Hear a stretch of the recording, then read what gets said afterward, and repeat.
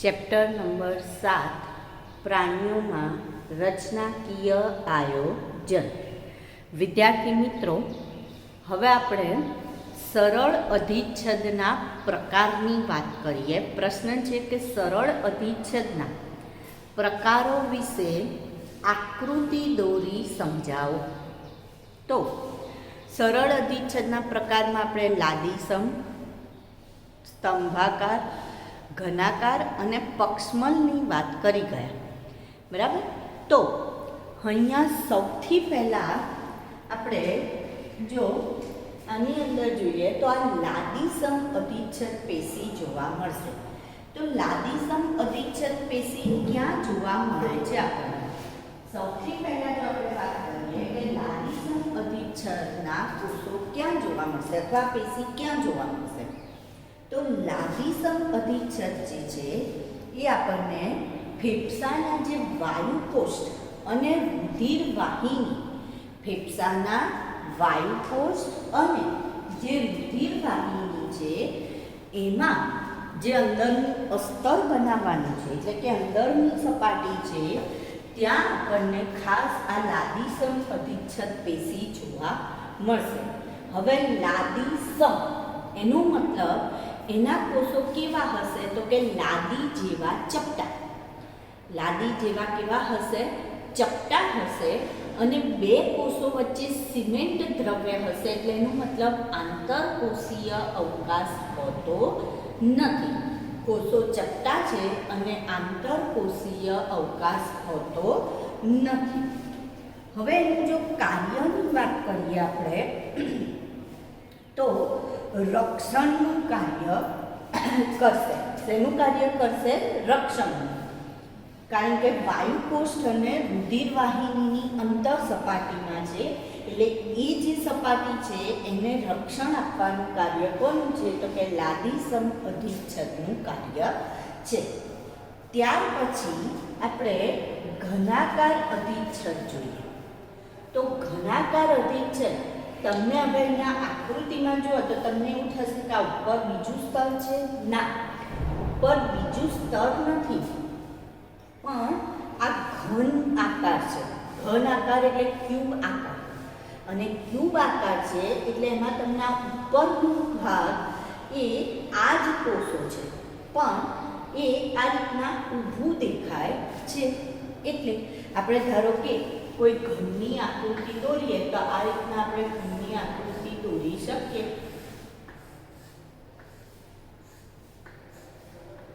તો આવું દોરીએ છીએ ને આપણે ઘન, બરાબર, બોક્સ દોરીએ છીએ કે નહીં? તો આમાં આપણે આ ભાગ અને આ ભાગ, એટલે આ જે અહીંયા ગોઠવાયેલા ભાગ છે એ અહીંયા ઉપર આપણને જોવા મળે છે. બરાબર, આપણને અહીંયા આ રીતના ઉપર જોવા મળશે. તો આ ઘનાકાર અધિચ્છદ પેશી છે. હવે ક્યાં જોવા મળે? તો આ ઘ યાદ રાખવાનું, એટલે ગ્રંથિઓમાં જોવા મળે. જેમ કે લાળ ગ્રંથિ, થાઇરોઇડ ગ્રંથિ, સ્વાદુપિંડમાં નલિકામાં, અને જે મૂત્રપિંડ નલિકા છે એમાં આપણને આ ઘનાકાર અધિચ્છદ પેશી જોવા મળશે. બરાબર. તો બધી ગ્રંથિઓમાં હોય એનો મતલબ એનું કાર્ય શું આવશે? તો સ્ત્રાવ કરવાનું કાર્ય આવે. ગ્રંથિ હોય એટલે ગ્રંથિ શું કરે? સ્ત્રાવ કરે ને. તો આનું કાર્ય પર શું આવશે? સ્ત્રાવ કરવાનું આવશે. લાદીસમ હતું એનું કાર્ય શું હતું? રક્ષણનું હતું. હવે પછી આવશે સ્તંભાકાર. તો સ્તંભ એટલે થાંભલા આકાર. જો આના હતા એ કેવા જોવા મળતા હતા? આપણને ઘન આકાર જોવા મળતા હતા. આ થાંભલા જેવા લાંબા પાતળા કોષો આપણને જોવા મળે છે. લાંબા પાતળા, અને વચ્ચે બધામાં કોષ કેન્દ્ર મૂકેલું છે, ગોઠવાયેલું છે. બરાબર. લાંબા પાતળા થાંભલા જેવા આકારના કોષો આપણને અહીંયા જોવા મળશે. હવે આ સ્તંભાકાર ક્યાં જોવા મળે? તો જઠર, આંતરડું, પછી જે આપણું પિત્તાશય છે એમાં, અને મૂત્રજનન અંગમાં જોવા મળશે. ત્યાં આગળ આપણને સ્તંભાકાર અધિચ્છદ પેશી જોવા મળશે. અને એનું કાર્ય, સ્તંભાકારનું કાર્ય શું? તો કે એ શ્લેષ્મ કલાનું આવરણ રચે છે, એટલે કે એક ચિકાસ પડતા પદાર્થનું આવરણ રચશે અને એના દ્વારા એ અહીંયા આપણને રક્ષણ આપવાનું કાર્ય કરશે. હવે જો ઘનાકાર અથવા સ્તંભાકાર એ પોતાની સપાટી ઉપર પક્ષમ ધરાવે તો એને પક્ષમલ અધિચ્છદ કહેવાય. ઘનાકાર અથવા સ્તંભાકાર કોષો પોતાની સપાટી પર પક્ષમ ધરાવે, એટલે જો એક્ઝેક્ટલી તમને આના જેવા જ દેખાશે, લાંબા પાતળા, પણ ઉપર શું ધરાવે છે? મુક્ત સપાટી એ પક્ષમ ધરાવે છે. તો આ ખાસ કરીને ક્યાં જોવા મળશે? અંડવાહિનીમાં જોવા મળશે, મૂત્રવાહિનીમાં જોવા મળશે, શ્વસન નલિકામાં જોવા મળશે. અને શું કામ કરશે? તો કે બધા જે ઘટકો છે એને પક્ષમ દ્વારા ગ્રહણ કરશે અને એને આગળ તરફ વહન કરાવવાનું કામ પક્ષમલ અધિચ્છદનું છે. બરાબર? તો આ આપણે લાદીસમ, ઘનાકાર, સ્તંભીય અને પક્ષમલ અધિચ્છદની વાત કરી. હવે એના વિશેની આપણે અહીંયા લખી જઈએ, તમને અહીંયા બરાબર ખ્યાલ આવી જાય. તો સૌથી પહેલું આપણે લખીએ લાદીસમનું. અહીંયા લાદીસમ, બીજું ઘનાકાર, ત્રીજું સ્તંભાકાર અને ચોથું પક્ષમલ અધિચ્છદ પેશી. લાદીસમ, ઘનાકાર, સ્તંભાકાર અને પક્ષમલ અધિચ્છદ પેશી. હવે પહેલો મુદ્દો આપણે કયો લઈશું? ત્રણેયમાં, બધા ચારેયમાં સ્થાનનો મુદ્દો લઈએ. તો લાદીસમનું સ્થાન આપણે કયું? લાદીસમ ક્યાં જોવા મળશે આપણને? રુધિરવાહિની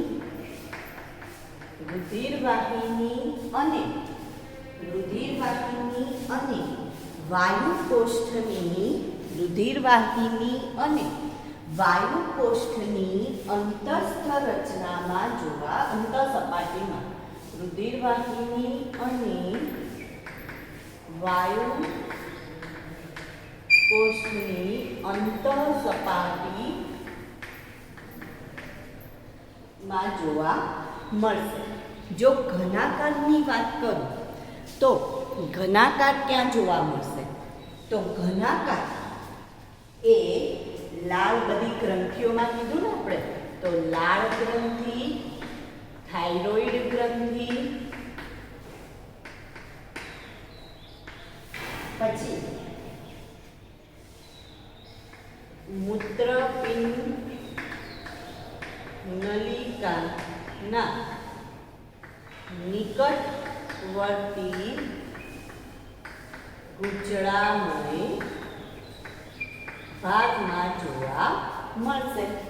સ્તંભાકારની વાત કરીએ તો સ્તંભાકાર જઠર, આંતરડું, પિત્તાશય અને મૂત્રજનન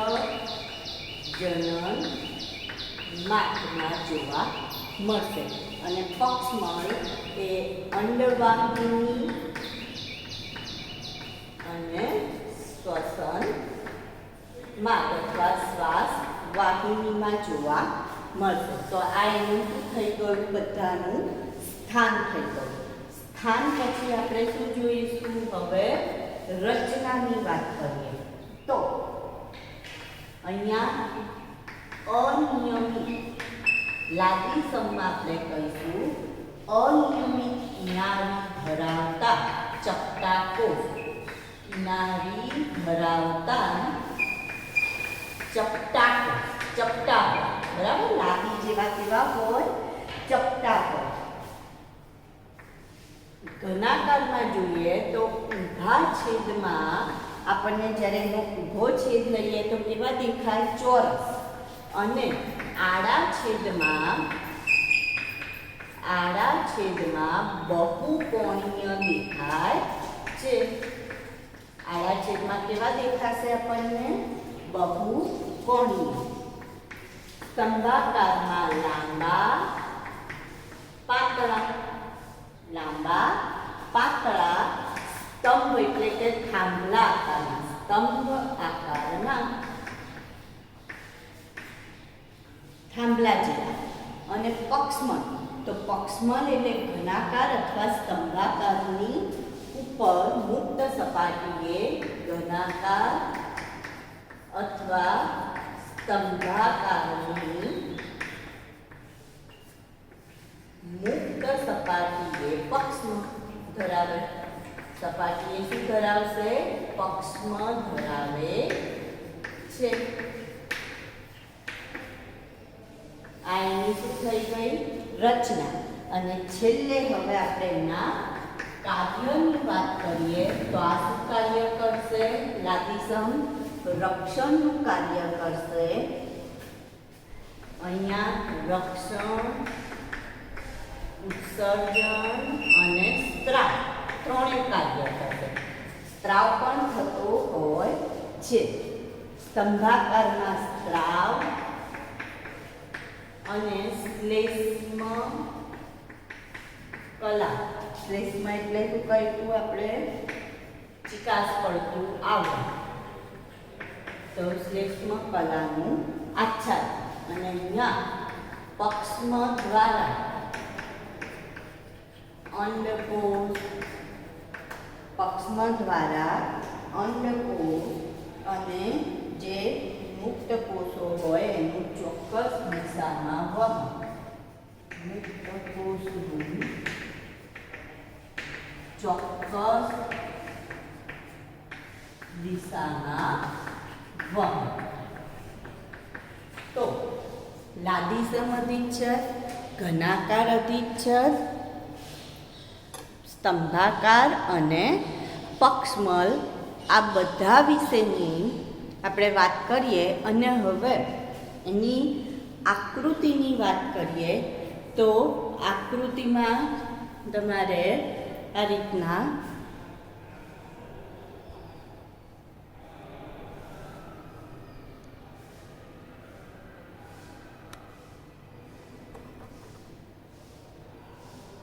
દોરવાની રહેશે.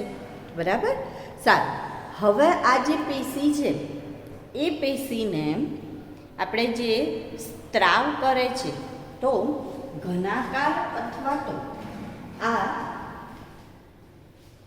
ફરીથી એકવાર અહીંયા જોઈ જઈએ. લાદીસમ ક્યાં જોવા મળશે? રુધિરવાહિની અને વાયુકોષ્ઠની અંતઃ સપાટીમાં. ઘનાકાર બધી ગ્રંથિઓમાં. સ્તંભાકાર જઠર, આંતરડું, પિત્તાશય, મૂત્રજનન માર્ગ. અને પક્ષમલ એ અંડવાહિની અને શ્વસન માર્ગમાં. રચનાની વાત કરીએ તો અનિયમિત કિનારી ધરાવતા ચપટા કોષો છે. ચપટા, લાદી જેવા. ઘનાકારમાં ઊભા છેદમાં ચોરસ દેખાય અને આડો છેદ જો લઈએ તો બહુકોણીય દેખાય. એટલે ઊભો છેદ લઈએ તો આ રીતના આપણને ચોરસ જોવા મળશે. અને જો આડો છેદ લેવામાં આવે તો બહુકોણીય એટલે આવા દેખાશે. આમ આ બરાબર. અહીંયા લાંબા પાતળા અને કેવા હોય? સ્તંભાકારના હોય. પક્ષમલમાં ઘનાકાર અથવા સ્તંભાકાર જે છે એ પોતાની જો મુક્ત સપાટીએ પક્ષમ ધરાવે તો એને શું કહીશું આપણે? પક્ષમલ. કાર્યમાં લાદીસમ રક્ષણનું કાર્ય કરશે. ઘનાકાર રક્ષણ, ઉત્સર્જન અને સ્ત્રાવનું. સ્તંભાકાર સ્ત્રાવ અને શ્લેષ્મ કલા એટલે કે ચિકાસનું આવરણ રચવાનું કાર્ય કરશે. જેના કારણે જે ખોરાક પેટ છે એનું બરાબર વહન થઈ શકે. અને પક્ષમલ જે છે એમાં પક્ષમ દ્વારા જ્યારે અંડકોષો ઉત્પન્ન થયા પિંડ દ્વારા તો અંડવાહિનીમાં એ પક્ષમ શું કરશે? એનું વહન કરાવવામાં મદદ કરશે. હવે આપણે આજે ઘનાકાર અને સ્તંભાકાર, ઘનાકાર અથવા જે સ્તંભાકાર અધિચ્છદ પેશી છે એ પેશીમાં કેટલાક કોષો સ્ત્રાવ માટે રૂપાંતરિત થતા હોય છે. ઘનાકાર અથવા સ્તંભાકારમાં કેટલાક કોષો ઘનાકાર અથવા સ્તંભાકાર અધિચ્છદ પેશીમાં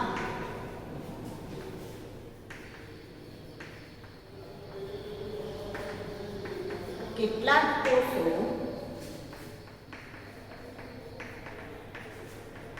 વિશિષ્ટ સ્ત્રાવ માટે શું થાય છે? રૂપાંતરણ પામે છે. બરાબર. સ્ત્રાવ માટે શું કરશે? સ્ત્રાવ માટે રૂપાંતરણ પામે. એટલે હોય કઈ પેશી, ઘનાકાર હોય અથવા સ્તંભાકાર હોય, પણ એમને સ્ત્રાવ કરવાનું હોય એટલે એ લોકો જુદા જુદા પ્રકારે રૂપાંતરિત થઈ જતા હોય છે. એટલે રૂપાંતરણ પામે છે, જેને ગ્રંથિલ કોષ તરીકે ઓળખવામાં આવે છે, અથવા જેને ગ્રંથિલ અધિચ્છદ તરીકે ઓળખવામાં આવે છે. ગ્રંથિલ અધિચ્છદ કહે છે.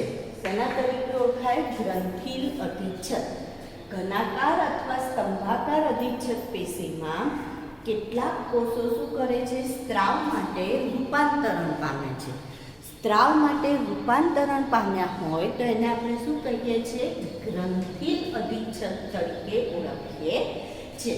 હવે આ એટલે એનો મતલબ શું? હોય કઈ પેશી, ઘનાકાર પેશીના જ કોષ હોય, પણ બધા કોષ નહીં, કેટલાક કોષ કંઈક જુદું કાર્ય કરવા લાગે અને જે જુદું કાર્ય કરતા કોષ હોય એને આપણે ગ્રંથિલ અધિચ્છદ કહીશું. તેનો મતલબ જે સરળ અધિચ્છદ છે એમાં એક પાછો વિશિષ્ટ પ્રકાર પડ્યો. કયો? ગ્રંથિલ અધિચ્છદ પ્રકાર પડ્યો. શેમાંથી પડ્યો? ઘનાકાર અથવા સ્તંભાકારમાંથી.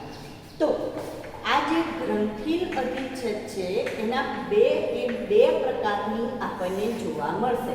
એના પ્રકાર કેટલા જોવા મળે છે? 2. શેના આધારે પ્રકાર જોવા મળે છે? તો કે કોષોની સંખ્યાના આધારે પ્રકાર જોવા મળે છે. એક કોષીય અને બહુકોષીય એ રીતના. બરાબર. જો એક કોષીય હોય તો એ છૂટાછવાયા ગોઠવાય. એક કોષીય અને કેવી રીતના ગોઠવાશે? છૂટાછવાયા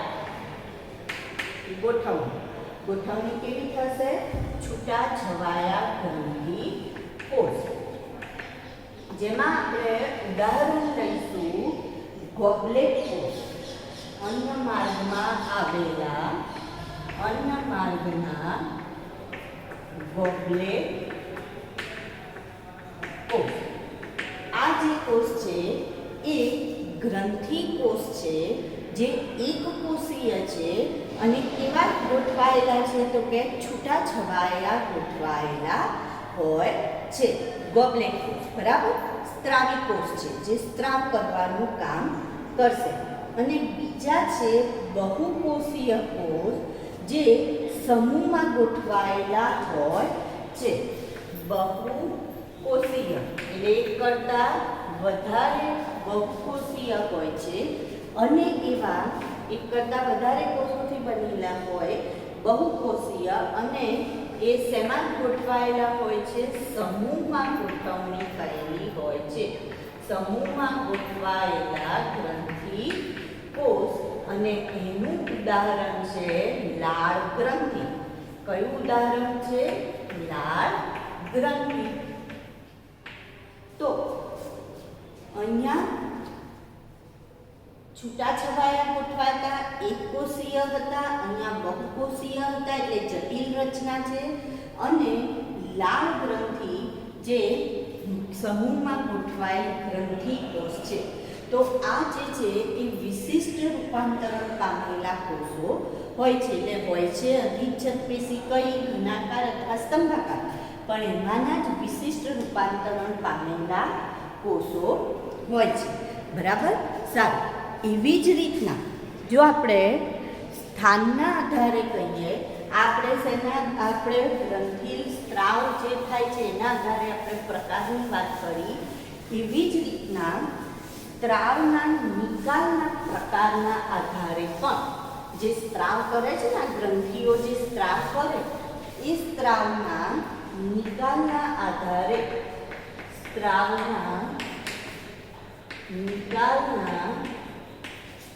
પ્રકારને આધારે ગ્રંથિને વર્ગીકૃત કરી શકાય. ગ્રંથિને વર્ગીકૃત કરાય. તો કઈ રીતના વર્ગીકૃત કરાય નિકાલના આધારે? તો અંતઃસ્ત્રાવી ગ્રંથિ અને બહિઃસ્ત્રાવી ગ્રંથિ. કેવી ગ્રંથિ? અંતઃસ્ત્રાવી ગ્રંથિ અને બહિઃસ્ત્રાવી ગ્રંથિ. અંતઃસ્ત્રાવી અને બહિઃસ્ત્રાવી. અંતઃસ્ત્રાવી ગ્રંથિ અને બહિઃસ્ત્રાવી ગ્રંથિ. તો અંતઃસ્ત્રાવી એનો મતલબ જે પણ આ ગ્રંથિ જે પણ સ્ત્રાવ ઉત્પન્ન કરશે એ સ્ત્રાવ જે પણ સ્ત્રાવ ઉત્પન્ન કરશે એ સ્ત્રાવ ઉત્પન્ન કર્યા બાદ શેમાં ભળી જાય છે? રુધિરમાં ભળે છે અને રુધિર દ્વારા એનું શું થશે? રુધિર દ્વારા વહન થશે. બરાબર. જ્યારે બહિઃસ્ત્રાવી ગ્રંથિનો મતલબ કેવો થશે કે એને જે પણ સ્ત્રાવ ઉત્પન્ન કર્યો એના માટે